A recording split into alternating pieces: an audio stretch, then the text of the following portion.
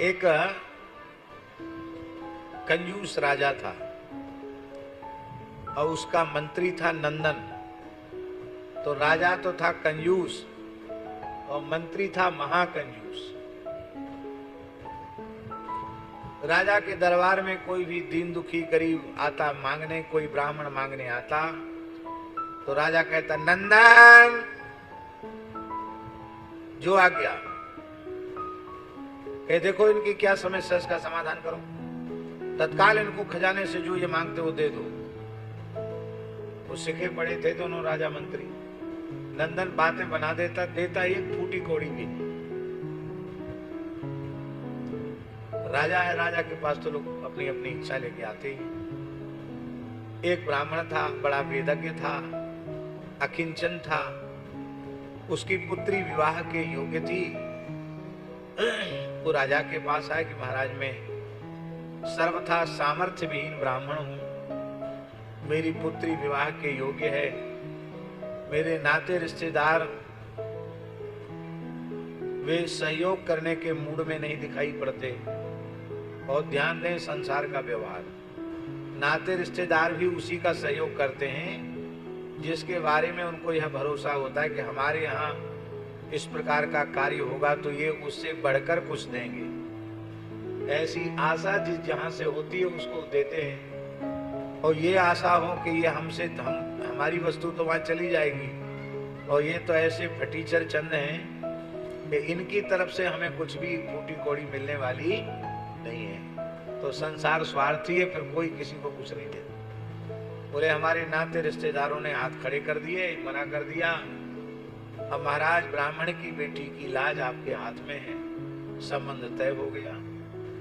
राजा ने कहा नंदन जी सरकार, अरे भाई पंडित जी का समाधान करो। बिल्कुल महाराज जो आ गया। अब ब्राह्मण रोज आवे नंदन के पास, नंदन किसी न किसी प्रकार से उसको वापस कर दे। अब बारात आने का समय आ गया, बारात आने वाली, बारात चढ़ने वाली, और ब्राह्मण के पास कोई व्यवस्था नहीं।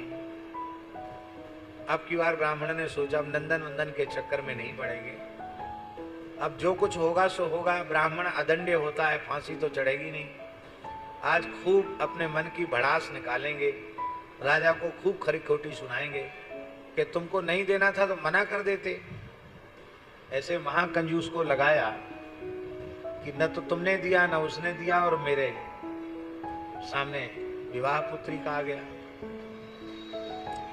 तो ब्राह्मण आग बबूला होकर के दुर्वचन कहता हुआ राजा के सामने आया। तो राजा ने कहा नंदन, इतना सुनते ब्राह्मण और क्रुद्ध हो गया। बोले सब कुछ सुन सकता हूं, सह सकता हूं, ये नाम नहीं सुन सकता। तू बता कि तू कुछ देगा कि नहीं देगा।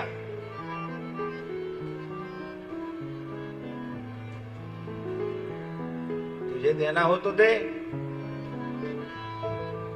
तो कहा महाराज वो मंत्री हैं, इस राज्य के प्रधानमंत्री हैं, इतना नाराज हो रहे हैं, आप उनका नाम तक नहीं सुनना चाहते हैं, क्यों? तो पंडित जी ने कहा अग्रे नकारः पश्चान्नकारः मध्ये नकारेण हतो दकारः इत्थं नकारत्रय सन्निवेशात् प्राप्ति कथम स्यात् खलु नंदनेनम। आपने छांट के मंत्री बनाया है, नंदन के नाम के आगे भी ना है और पीछे भी ना है। बोले बीच में दांतो है। महाराज जी दंडोत प्रणाम। बोले दांतो है बीच में, लेकिन दांत सुरक्षित कहां बचा? मध्य नकारेण हतो दकारा। ना ऐसा पेट में घुस गया दाके बेचारे को मार डाला। तो दांतो अब जिंदा कहां है? मध्य नकारेण हतो दकारा। तो इत्थम नकारत्र सन्निवेशात्, 3 नकार इसमें घुस गए, कहां से ये देगा? तो कहते फिर राजा ने उसको दे करके ब्राह्मण के कोप से अपने को बचाया।